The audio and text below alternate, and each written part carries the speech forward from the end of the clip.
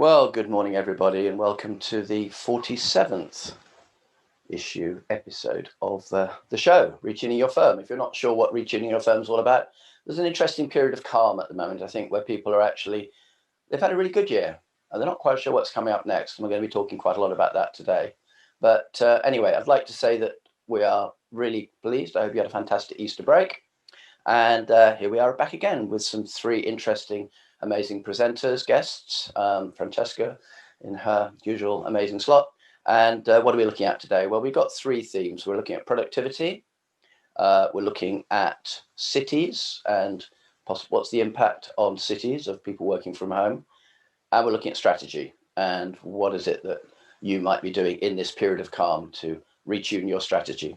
So those are our three areas of focus. So just to go through who are the people who are actually on the panel today, who are our guests. I'd like to welcome Dominic Houlder, who's joined us from Skye, despite the weather. It's normally lovely, don't get me wrong, but it's been rather cold of late, apparently. And he is the adjunct professor in strategy and entrepreneurial management at the London Business School. So welcome, Dominic. And he's going to be talking, it won't surprise you, given his job title, about strategy. And in particular, how you manage your workforce. Paul Swinney is the head of policy and research at the Centre for Cities. If you're not familiar with the Centre for Cities, it's an amazing charity, probably has the best awareness of what's going on across about 65 cities across the UK. And he is frequently in the media talking about the impact on cities. And today he's looking at what is the impact of working from home. We know it's been pretty dramatic up to date, but as we start to move into the people returning to the office, what's going to happen then? And we don't know the answer, but it'll be really interesting to hear what he has to say on that. And then Deb Oxley, who runs a fascinating organisation, Employee Ownership Association. Some people think that means John Lewis and nobody else. Actually, that's not true at all. There are hundreds of employee-owned businesses. She'll talk a bit more about what that means in practice. And I think that the area she's really going to focus on most is productivity. If you go back to my themes, in other words, what are the ways in which people who are working for a co-owned business, the one that they feel is they're part of, how does that impact their productivity, their energy, and other important elements? So those are our guests for today. Obviously, welcome Francesca Lagerberg, who is on the 45th episode, which is amazing. So welcome back, Francesca. And yours truly, Richard Chaplin, the founder and chief executive of the Managing Partners Forum. So that's today's panel in the order of appearance. So what are we going to talk about today? Well, just to kind of put the thing in context, today's guests will be making their 5-minute presentations as usual. And for those of you who were on the call a couple of weeks ago, we had Sarah Hatton, Duncan Cully and Helen Blake, who gave their 5-minute presentations. And there's over 130 contributions. We're getting over 500 views a month. So please use that resource. So even if you can't make it today, or if a friend can't make it today, just encourage them to go and watch those 5 minutes. And you can also watch the full show. We'll talk about that later. So what are we doing? Well, you probably can't read this very clearly, but we're running a summit on the 22nd of June. And what we've done is we've invited Francesca and Marion to be moderators. Jeremy can't make it, he's on holiday. And we've invited 25 people who have scored the most hits on their videos to come and form panels and talk about it. And what are those panels about? Well, we're going to have one looking at people, one looking at technology, one looking at leadership, one looking at clients, one looking at strategy, each about half an hour, 5 people on the panel, really interesting conversations. And then we're off to, you don't really get a proper wrap up at a summit. So we're actually going to have a 6th session called Retuning Your Firm, where we're actually the moderators with special guests, whoever they may be. We'll be talking about what are some of the points that have risen. So that's on the 22nd of June. So pop it in your diary because it's going to be, I think, a really good occasion. You may remember this picture from last week or 2 weeks ago when I showed you the Intra Lounge, and I said you can hopefully actually sort of now get together in this amazing 3D lounge. We've got another one since, which again probably isn't very clear, but it's a beautiful Italian villa for your summer garden parties. So we're doing some pretty amazing things there. And people have been asking a bit more about the Intra Lounges. What are they being used for? Well, chance encounters, informal discussions, introductions across the busy floor, streaming the updates, staff retention, because you're actually really looking after your people, prospective joiners, new joiners. We know some of the big four are doing that as well. In-house events, client meetings, and actually the cross-selling sessions in the private booths, possibly to your grads, possibly to your fellow people. So think about that, because that's something that we're getting a lot of interest from at the moment. So let's move on now to polls. What are we talking about in polls today? Well, for those of you who haven't done our polls before, they are not just something that is used for this show, as some of you, I think, will be aware by now. The feedback on the polls from the government is fairly clear to read. You're incredibly valuable. The House of Lords used one of our polls in a report on UK-EU relationships going back earlier, I think it was 13th of October. And let's look now, what happened last time, 2 weeks ago. We did our monthly tracker.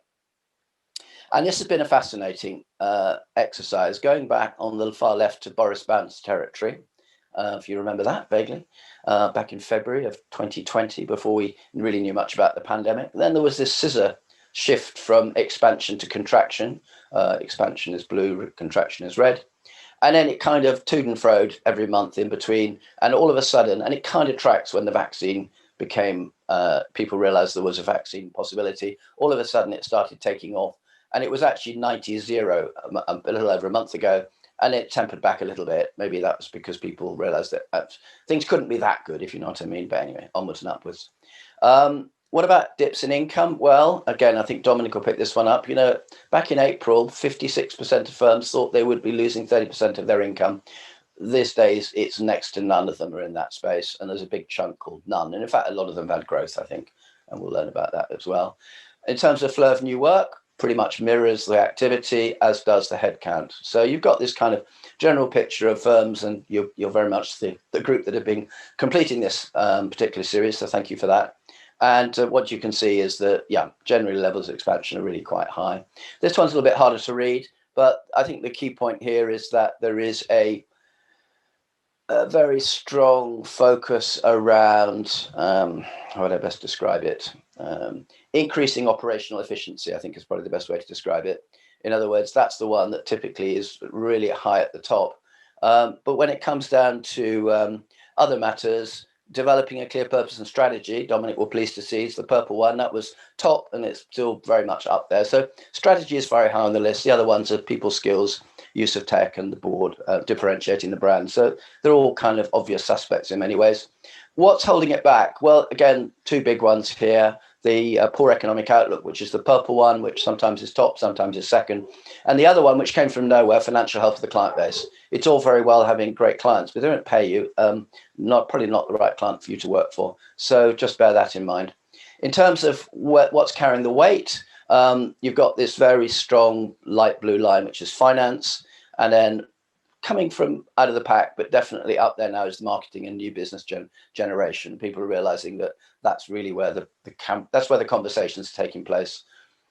Moving on, finally, for the last week, or 2 weeks ago rather, what statements are true of the firm? Again, probably can't read the detail, but our employees value at least as highly as other stakeholders. The pain is being shared equally. Our leaders are transparent. Our leaders share strategic options. Our leaders are accessible. All of those are above 50%, some of them up into 70s and 80s. And Andrew Kakabadze, who's been on this show, who is Professor of Leadership and Governance, and he said those are, compared with any of the other boards he tracks, really, really high numbers. So I think there's some things that we as a sector, can be proud of in terms of the way we have approached the pandemic. This is the way that people see it. So let's move on to today's poll. And today, I thought it'd be interesting to look at the post-COVID world. And what are some of the issues that people are preparing for? Because we all read about PwC. Grant Thornton were in the media, I think, a couple of days ago, talking about 88% of their people wanted to be at home more than half the time after the pandemic eases, etc. So I'm not using the term new normal because I think that's overworked. I'll just use it post-COVID. PC, let's give that an acronym a new meaning for a change. BC, of course, is before COVID rather than the other religious version, but let's not go too far. But what do we talk about here? We're talking about the current situation of your firm and its most important clients, and thank Dominic for those options. We're talking about to the extent to which remote working has impacted productivity. We asked that question back in July, and at that stage, I think there were a number of people who weren't quite sure. I think now after a year, most people are fairly clear whether their productivity is up or down, given the remote working that's been taking place. How do people feel about going back to the office? This is an emotional issue.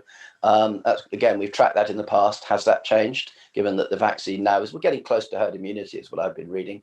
The time for reopening the offices. Some PwC have opened them already for certain people. Where are you in that particular place? Are you changing your working practices? And there's a number of elements that people are putting together with sort of, choosing when you want to run your day, whatever it happens to be. To what extent are you going to be using your offices for client meetings or for events involving non-employees, for example, clients or associations, etc., and when? And are you thinking of putting a bespoke virtual park, if you like, in place as well? Because a lot of people will be not in the office anything like as often as they used to be. That seems fairly clear. The first one looked at the firm, your firm itself. Where do you think you are? And on track for post-COVID success was 50% of you. Immediate survival, I think, was probably last year's agenda. In terms of the clients, it's slightly more nuanced message. You've got 5% who are, and this is just your most important clients, because by definition, your client base is quite extensive. But there's no dominant situation for about 30% of you. In other words, your clients are mixed, which is fair enough. A quarter are on track for post-COVID success. A quarter taking up disruptive opportunity, and about a little bit less than that are laying down the anchors. So you've got quite a lot of different options there. In terms of the next one, to what extent has remote working impacted productivity? 40%, in fact, more than that, sort of getting on for over 40% say there's an increase. You've got 14% who say there's a decrease, and 10% aren't quite clear. So that's fair enough, but that's quite interesting. In terms of the general mood, the levels of apprehension are dramatically less than they were last July. There you're talking about 80% apprehensive. Now it's dropped to about 40%. That is a massive change. That's quite interesting. In terms of the government broadly adhering to its published roadmap, a quarter of you have your offices already open, and the largest chunk will be within 3 months. Some, a very small number after 6 months, and 10% of you aren't going back to an office at all, which is fair enough. What changes to working practices? To what extent? 20% of you are looking for freedom to decide the most effective working pattern, which is, you may have read that, PwC. The idea that everybody's going to take Friday afternoon off, only 5% of you like that. But the idea that people will be flexible working from home, 62%. And if we move on to the next question, how often?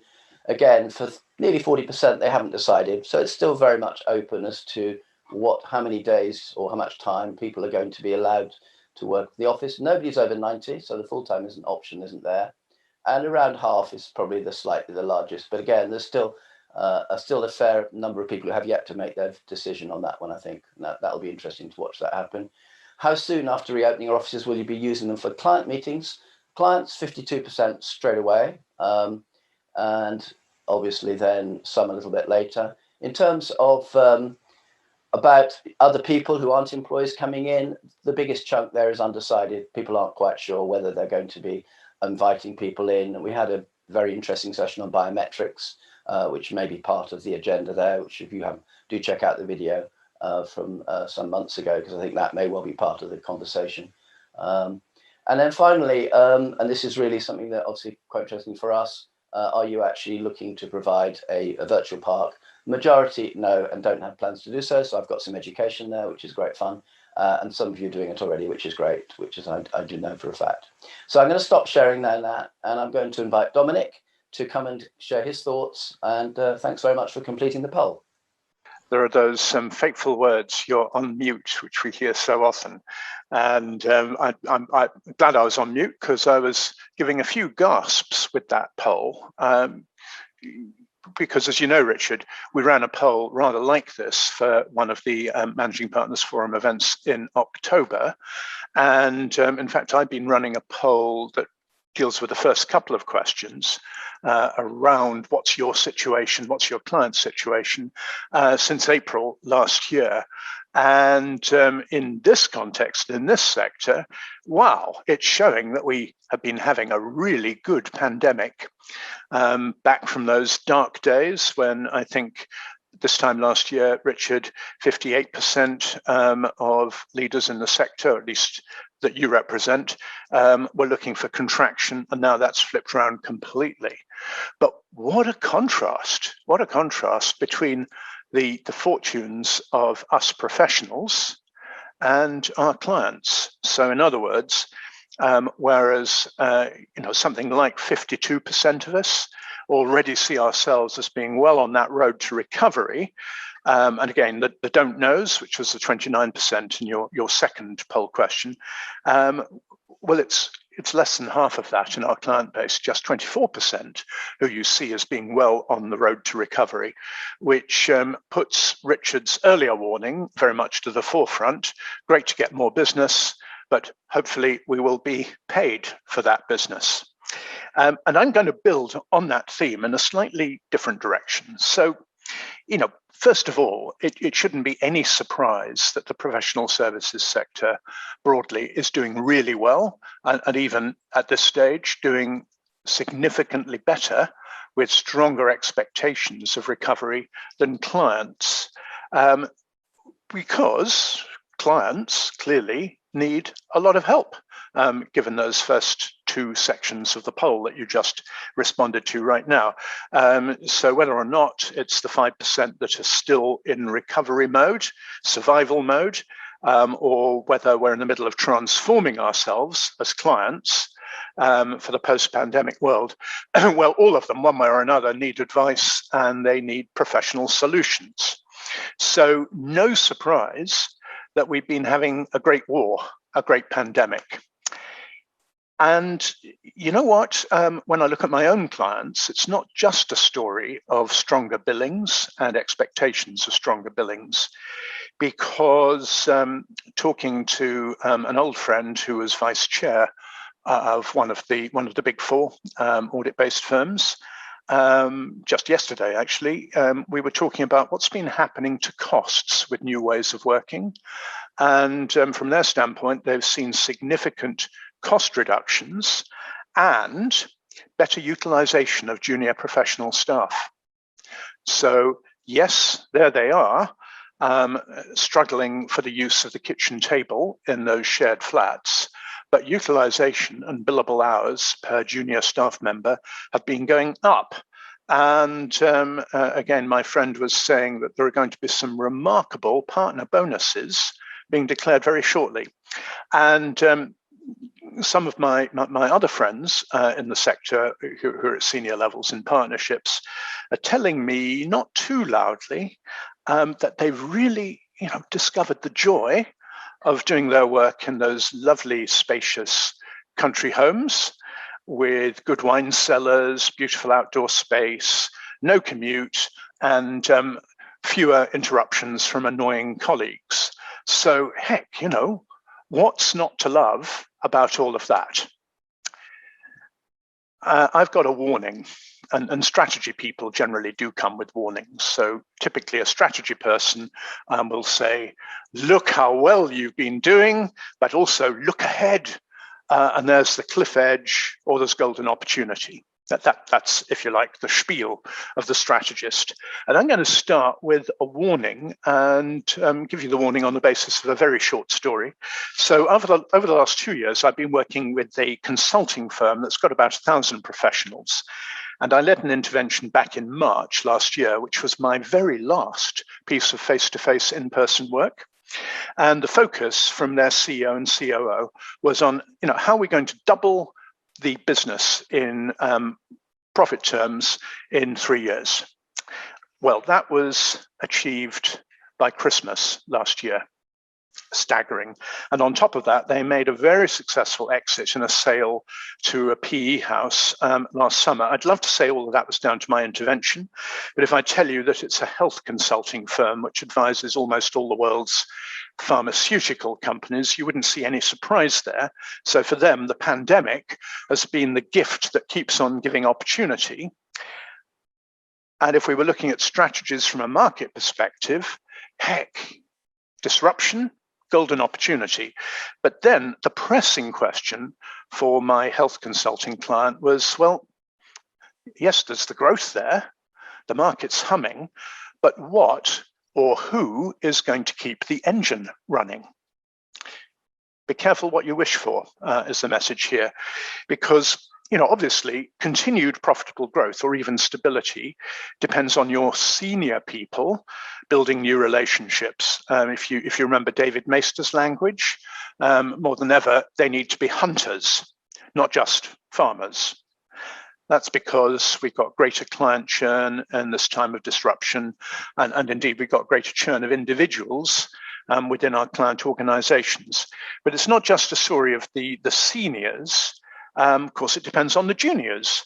And without wanting to pin anyone down, in many of the firms I work with, actually the junior professionals are the most profitable people, both in terms of the margin, in other words, the spread between the billing rate per hour and their cost per hour, and all the more so with professional firms that have got a leverage structure, which for many is going to be the driver of superb profit per partner. And there's been a lot of attention given to the really difficult challenge that the juniors face during the pandemic, and rightly so. But here's the punchline. If we're coming back to your resource-based strategy as the complement to your market-facing strategy, what I find has been neglected, and this is where my warning lies to those of you who are enjoying considerable success right now, is what is or is not in the middle. And back to our old friend David Maister, the professional services guru. David, you might recall, talked about the finders, who might be the senior people in your firm, and the grinders, who would be the junior people, but in the middle, the minders. And in my experience, that's where the critical resource is in a professional service firm. So your mid-level professional staff, they've got enough experience to manage themselves. They're responsible for the day-to-day client contact, and it's they who drive the engine of profitability, because if we're thinking about that engine of profitability, it's junior utilization and leverage. It's giving on-the-job training, sharing tacit knowledge, doing quality assurance, the work planning, and all the human resource functions that you simply can't afford to leave to HR. They are the engine. And it's not only your most critical resource, but also the one that's exposed to greatest risk as we look ahead. So your minders, those key mid-level professionals, have always been vulnerable to poaching, but consider them now. So they've been bearing the heaviest load in pandemic conditions and in the transition to non-traditional ways of working. A lot of them are exhausted. And in the old days, we could get away with exhausting them because we could persuade them to toil for 15 years in the hope of partnership. But that promise of deferred gratification is getting more and more hollow. So if we neglect the middle, you'll get what my health consulting clients referred to as a hollowed out apple core, which was their biggest strategic fear. And I believe that's going to be the biggest challenge for our resource strategies as we move beyond the pandemic. And here's the rub, the success, which Richard drew out in the poll, your success in 2020 and in 2021 may have been at the expense of consuming this critical resource. So when we get to the panel discussion, if this resonates, I'd love to discuss how you propose to safeguard the middle.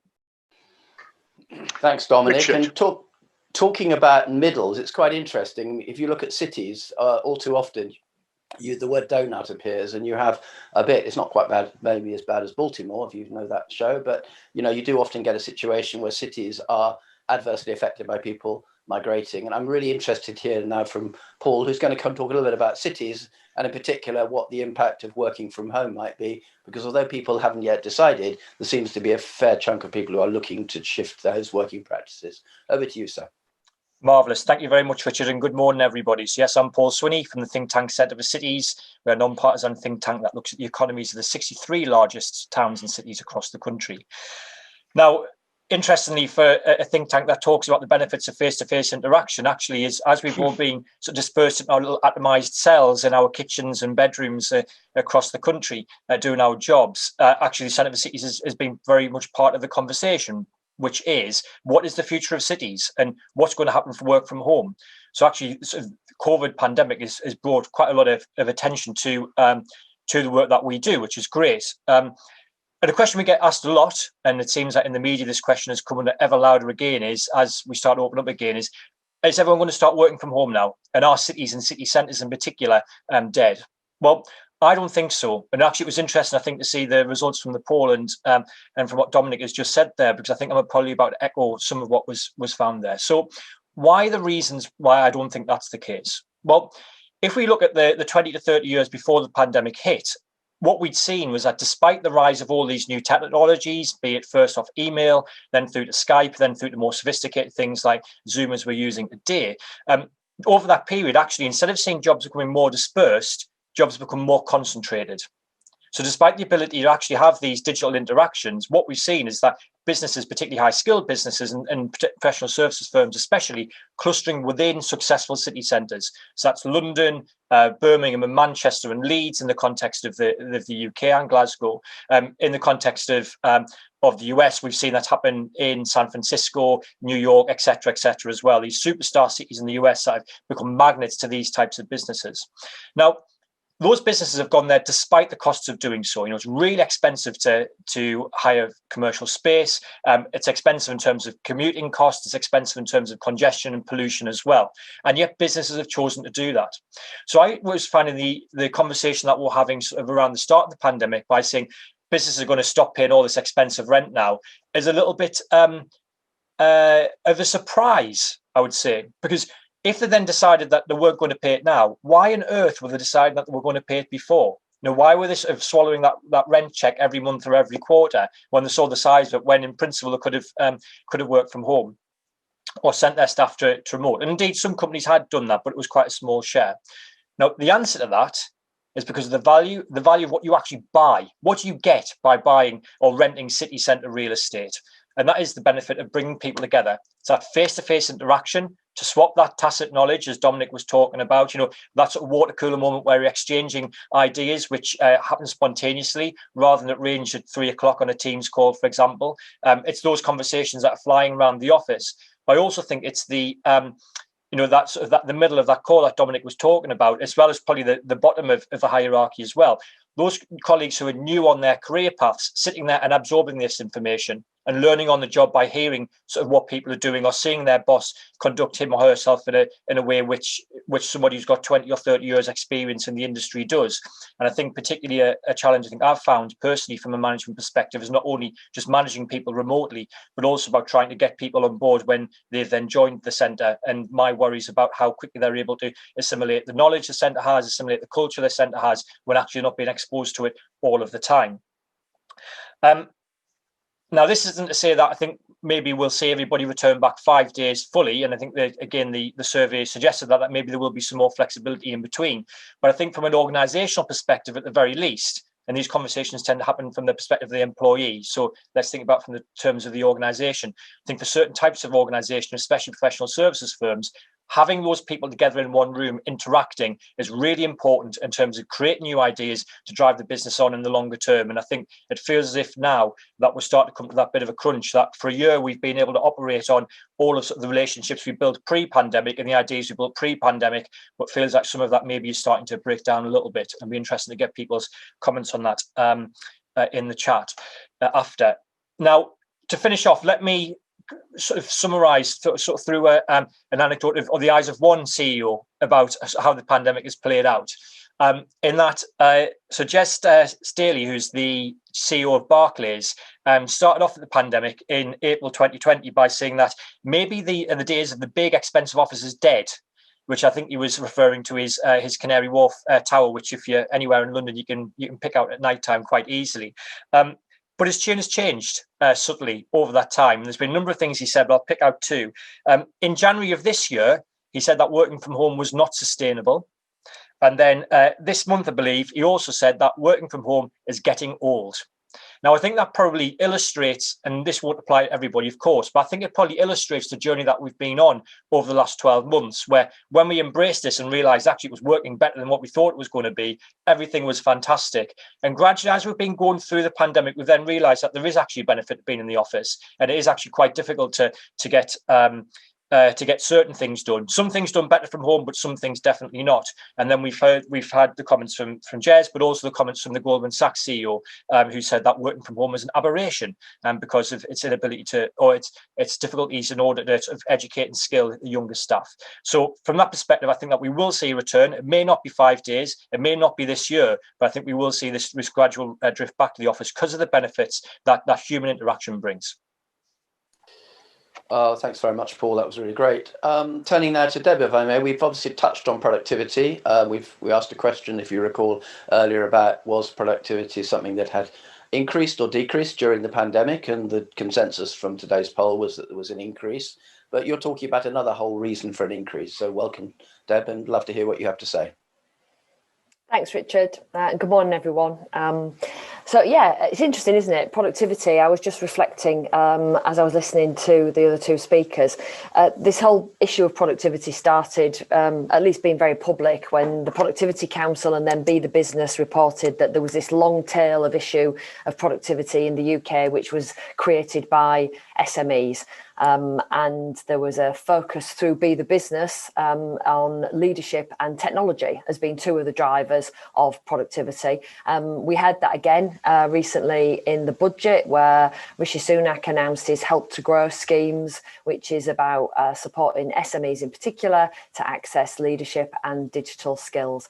I would contend, however, there is another element to productivity, and that's culture. And that's something that I think a lot of the Managing Partners Forum audience have actually sort of debated at length. And around that culture, I'm going to add in ownership, which of course is the area of expertise that I'm bringing to the panel this morning. And particularly employee ownership. So I lead the Employee Ownership Association. We're a membership organisation with a belief that business is stronger when people have a stake and a say in their employment. And it's really important, I think, just at the outset for me to explain that definition. So employee ownership is when everybody has a shared stake and a say in the business, unlike employee share ownership, where there is a shared stake for some, but not for all. And often that doesn't necessarily lend itself to having a voice as well. So we have a very clear definition of what we think employee ownership is and where it works best. And that's not to say that share ownership doesn't have its place in society, because it absolutely does. But I want to talk about the use of that version of employee ownership to drive productivity. So employee ownership is an increasingly popular model of ownership. In the professional services sector, it is rampant. So 60% of all employee-owned businesses in the UK are in the professional services sector. So you'll have heard of big global businesses like Arup and Mott MacDonald, but actually 20% of the Architects Journal's top 100 businesses are now employee-owned. So in the architectural civil engineering space, there is an increase that we've never seen really in the last 20 years, over the last 5 years. Now I can explain more about why that has been. And in the professional services of legal and accountancy as well. So some sizable law firms like Hodge Jones Allen, Tapestry Compliance, Stephen Scown have all transitioned to employee ownership. Why have they done that? In the main, these businesses are looking at employee ownership, particularly at the point of succession planning. So when an owner or a founder or a group of owners or a group of partners are thinking about that challenge, which actually Dominic mentioned earlier, which is the promise of partnership. You know, if that's not now on the cards, how do you manage your succession and your legacy and your future? So employee ownership is becoming increasingly attractive at that point.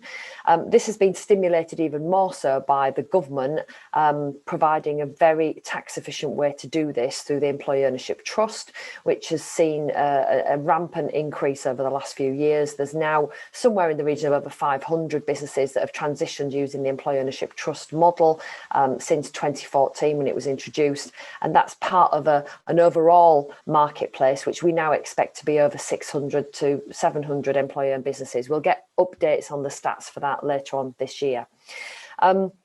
Why does it work? Well, employee ownership really changes the relationship between the employer and the employee.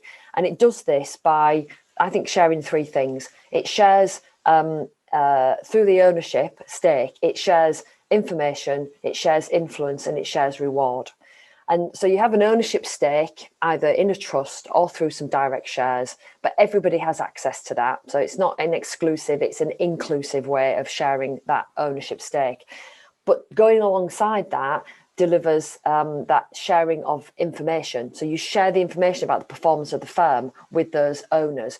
You share influence. So you give them a route to have a voice that really truly does influence, not just a notional employee forum that might meet once a week, or worse still, I've got an open office, an open door policy. That's not enough. You have a proper mechanism for some influence within the organisation. And of course, you share reward fairly across everybody.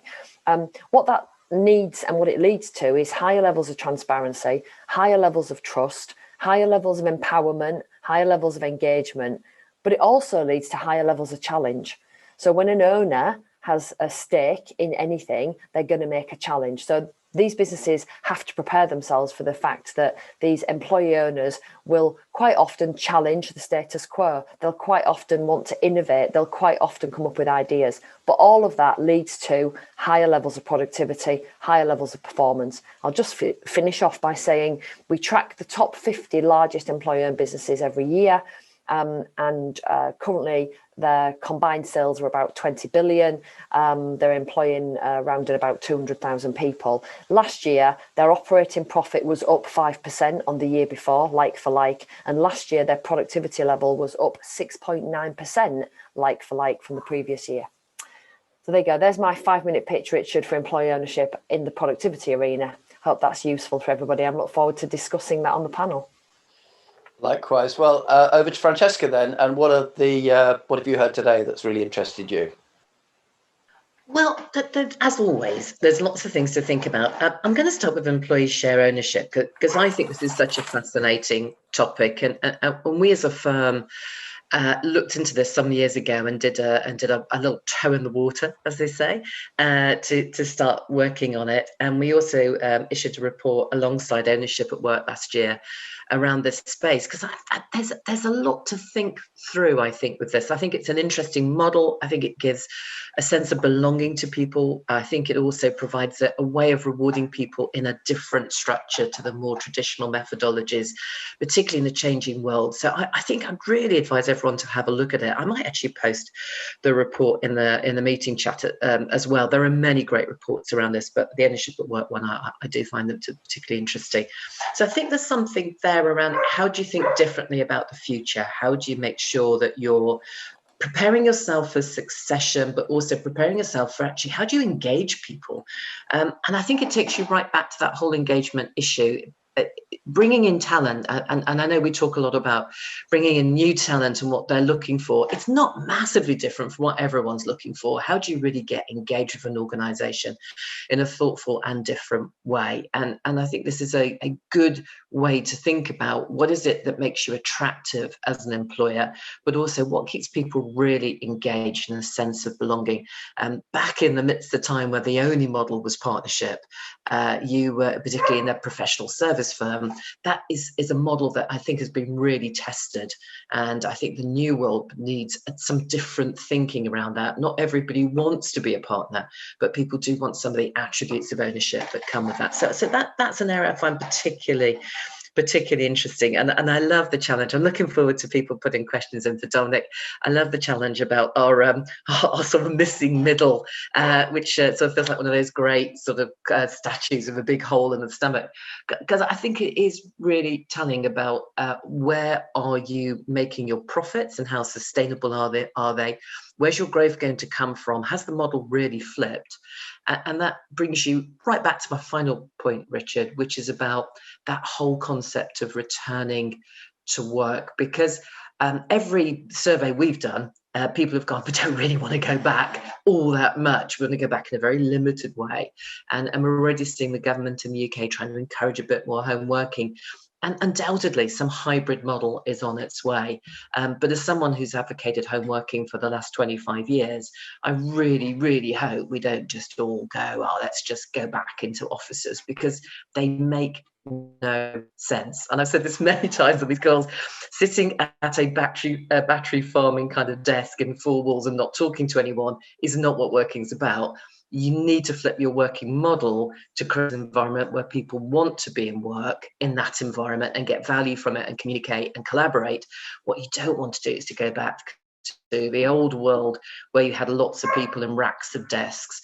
So it does require a different way of thinking, and it's a really good challenge for us about we have this once in a lifetime potential opportunity to revisit this area. How can we create a working environment that actually brings all the good that we've learned over the last 12 months and moves away from some of the things that were just about being physically present? Yeah, it's quite interesting. You think back, you see these movies and these desks which are in sort of columns almost, because back in the sort of Taylor machine world, then people talking to each other was being inefficient because they were wasting time. They should have been getting on and being productive. Fascinating, isn't it? Dominic, can I bring you back in here? I mean, one of the things I've noticed recently is a big uptick in recruitment consultancy vacancies, a lot of activity there. And in a way, I don't know whether they're targeting your middle, but I sense probably that's fairly likely because typically the other people are more likely to do partners move, but usually less often. So do you see that sort of context informing where your thinking is coming from? Very much so. So if I worked quite a bit in the past with Odgers, and I've had quite a bit to do with Spencer Stewart, to give a couple of examples. And recruitment, one of my oldest friends, who I studied with at Stanford, headed up Spencer Stewart's legal recruitment practice until she retired very recently. And I know there's been a huge uptick, which I think is a symptom of the hollowed out middle. Again, a number of you might recognize Eden McCallum, which is a very interesting new model for strategy consulting. What they do is to recruit the middle. And indeed, what they've done effectively is to strip out or outsource the junior tier in the traditional pyramid model of consulting, because there are many really good data analysis shops in India, which can do a fantastic work more cheaply than employing lots of bright young university grads in very expensive office buildings in cities. Sorry, Paul. And when I've spoken to Eden McCallum people, and they're not employed, they come in as associates, and they, to some extent, eat what they kill. They love it because they're free to do the work, which they really enjoy doing. And so many of the administrative management responsibilities which were inflicted on people in the middle are removed. And I think that may hold one key, which is, can we release the middle from their burden? And again, the question of, making life easier for professional people has been around for a while. But this, I think, through technology and through more intelligent work design, has to be a key lever for unlocking this particular strategic problem. If you're safeguarding the middle, first thing to do is to, allow them to do their job in a way which really matters to the client and to them. Paul, just picking up some of the things that you were talking about, you obviously work very closely with government and local authorities and growth funds and all the other elements that all come together. I mean, are there any sort of lessons or any sort of messages emerging from those conversations that inform how, in particular, this demographic of the middle might be being treated or being approached? I don't think, certainly with the conversations that I have with local national government, this is not necessarily something that's on their agenda. I think they, because they're trying to run a council or run a country as opposed to running an individual firm. So I think probably what they're thinking more of is about what are the implications of working from home patterns, and if we are to see a continuation to a large extent of what we've seen. We are in currently, which everyone now knows I'm skeptical of being the case, but if that was to happen, I think the question then for government is, well, what does that then mean in terms of the shape of the economy, how it operates, and the fallout as a result? Now, if we look at the probably all of our largest town and city centres, but especially the largest ones, so London especially, as well as Manchester, Birmingham, Glasgow, etc. What we've seen there is that those centres have become ghost towns, which is not what we would have predicted, say, 16 months ago, when they were the last bastions of a strong high street, very, very vibrant places, because they had so many workers going in every day, who were going out at lunchtime, going out after work, might even have been skiving in the afternoon, dare we say it, to go and spend some money. If they don't come back, that has big implications in terms of the jobs that are employed in the local high street businesses, hairdressers, pret-a-mangers, those types of activities. And I think when we look at the number of people who are on furlough, they tend to be in those types of businesses. We haven't got a very strong breakdown of that, but we very much suspect that a lot of those people who are on furlough in the bigger cities are disproportionately in city centres, or were in, and are currently on furlough. And if those workers don't come back and the furlough scheme ends, that means we're going to see very large increases in unemployment, which means the government's got a bit of a problem there about how do you try and deal with that unemployment problem and try and get people into new types of activity. So the conversations that we have are about our advice about what we think may happen in terms of work from home scenarios, but also in terms of what would you then do about these people. And certainly the part of government that we speak to, that's where their head is at. Oh, that's really interesting. I mean, bringing Deb in here a minute, we talked a bit about productivity and culture. Do you have sort of stats on retention? Do you have anything that indicates that where you have these employee-owned businesses, that people are more likely to remain with them, given obviously then the counteraction to some of the challenges that Dominic's been presenting to us? It's definitely the case that businesses both find the employee ownership structure very attractive for both recruitment and retention. So I was talking yesterday to one of our bigger members who run a group of about 60 nurseries in the Midlands, and recruitment into the care sector and into the nursery sector is always a challenge, but their challenge is far less than other competitors, because they're offering a really attractive package, which is not only about offering good reward, because not only have they got a basic salary, but they've also got an opportunity for bonus based on the business performance.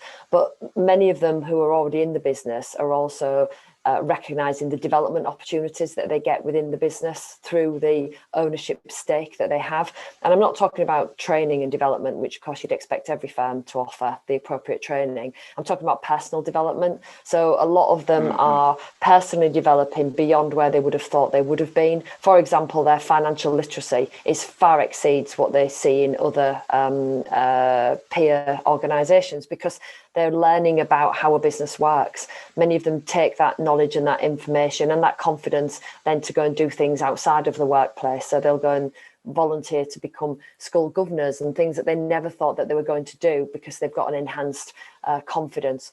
So the retention, I haven't got any stats, Richard, but I know anecdotally from everything that I hear from these businesses that their ability to attract, particularly young people are really looking for businesses that have got more purpose and that where they can have an influence. And these businesses are really attractive to younger people.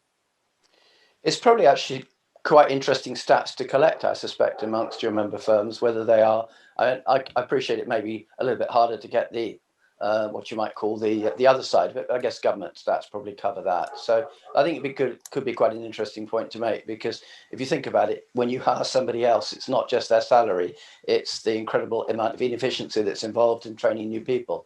One point that was raised in the Q&A, which is quite an interesting one, is about career paths.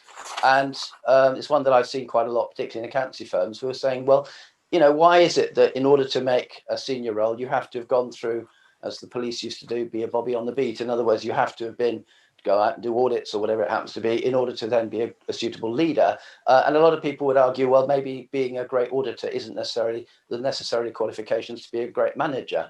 So to what extent do you think people are now beginning to put tracks, if that's the right word, into their firms to actually help bring people through who have great management and leadership skills, but aren't necessarily experts within that professional expertise? Francesca, do you have any thoughts on that? Oh, I've got a few thoughts on that one, Richard. When I started being an accountant, which obviously was in the time that dinosaurs roamed the earth, you had to go through that old path, and you started off usually as an auditor, and then you moved around and settled on where you felt. And there was a sort of a logic to getting breadth, but what tended to happen was you got a nice veneer of things, and you didn't necessarily create a particularly deep skill set in anything. And I know if I look at the tax profession, which I've spent most of my career in, we used to think that the only way you could train people was to start them off doing tax returns. And then from that, they would learn all the skills in life and be a magical leader. Funnily enough, filling in a tax return doesn't give you that skill set. And if you're going to recruit really fantastic people, they don't want to spend 2 or 3 years of their life doing tax returns because it's not the big challenge that they're perhaps hoping they're going to get. So I think the world has really shifted on to go, you need to get some of that understanding, but you don't necessarily have to spend years and years doing it. And equally, a lot of those skills are becoming so automated. There are some people who become brilliant at doing those things, become a subject matter expert, but that isn't necessarily a stepped track forward. So I think there's a much greater appreciation that you can be a technical expert, and that's a great thing to be. You can be somebody who's going to move up towards a more leadership kind of role, and that's a great thing to be, but you don't have to follow the same route to get there for every single person. And I think the real win today is that we don't take super bright people and give them very, very low level jobs for years and years as almost we had to go through it, so you have to go through it too. I think I'd like to hope that most organizations have really appreciated that's not the best way to motivate individuals, and nor is it the greatest play towards their skill set. Some people are really talented at certain areas, and give them a chance to be good at what they're good at. You don't have to force people through a step route if that isn't really the best way of getting them to the end game. Well, I'm afraid that sort of takes us, sadly, to the end of our show today, which is a great shame because that's been a really interesting discussion. Thank you, Dominic, for starting us off. I think possibly what's emerged today is that there are a number of ways that organisations can look after the middle. They can give them different career paths, as we just heard from Francesca. They can restructure their firm around culture and ownership, so it gives them a place where they really want to stay as well. And I think, as Paul said, then actually thinking about really where the office adds value, and there's no question that offices add value, is going to be a debate that I don't think is, well, we saw about 40% of people were undecided as to how they were going to approach their working policy into the future. And I think that's where a lot of people are at the moment. So hopefully for the people who are on the call today, hopefully we've contributed a little bit towards your knowledge. As you're probably aware, we are able to not just you'll see the short videos next week in the show, on the website, but also you'll get to see the full one as well. So it only really remains for me to say thank you very much to our guests today, to Deb, to Dominic, to Paul. Thank you for Francesca for being with us. We've got an interesting show coming up next week. We've got another amazing prof, Julian Birkinshaw from London Business School, and we've also got a guy called Andrew Alistair McCapra, who runs the PR Association. So we hear a little bit about the media too. So again, a usual, and Jeremy will be back too. So we've got a nice, interesting session lined up. In fact, I've got guest booked till the end of May, which sounds crazy, but people are really interested in being on the show. So thank you for being a great audience. Thank you to everybody today. Have a great day, and we will catch up with you next week, hopefully. Bye for now.